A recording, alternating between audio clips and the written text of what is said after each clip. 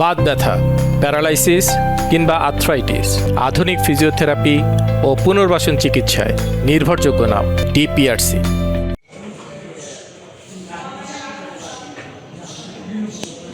এই ঘটনার সংবাদ আমরা প্রাপ্তির সাথে সাথেই টাঙ্গাইল থানা পুলিশের একটি টিম, ইন্সপেক্টর ভিক্টর ব্যানার্জির নেতৃত্বে আমাদের নারী পুলিশ সদস্য সহ ঘটনাস্থলে গিয়ে ভিকটিমকে আমরা উদ্ধার করি এবং এই ঘটনার সাথে জড়িত 3 জনকে গ্রেপ্তার করি এবং যে বাসটিতে তারা ছিল এই বাস আমাদের হেফাজতে নেই।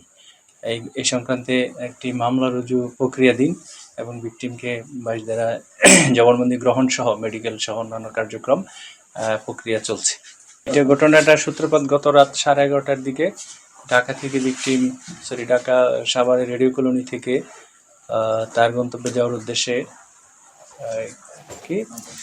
সাভার পরিবহনের একটি বাসে চড়ে এই বাস তাকে তার নির্দিষ্ট গন্তব্যে না নামিয়ে বিভিন্ন জায়গায় ঘুরে ফিরে শেষে টাঙ্গাইল থানার এই আমাদের যেখানে ঘটনাস্থল সেখানে যাকে উদ্ধার করলাম করটিয়া বাইপাসে এখানে নিয়ে আসে। পরবর্তীতে আমাদের প্রথমে হাইওয়ে পুলিশ নিকটস্থ কাছাকাছি দূরত্বে ছিল, তারা সংবাদ পায় বা তাদের কাছে সাহায্য চায় ভিকটিম।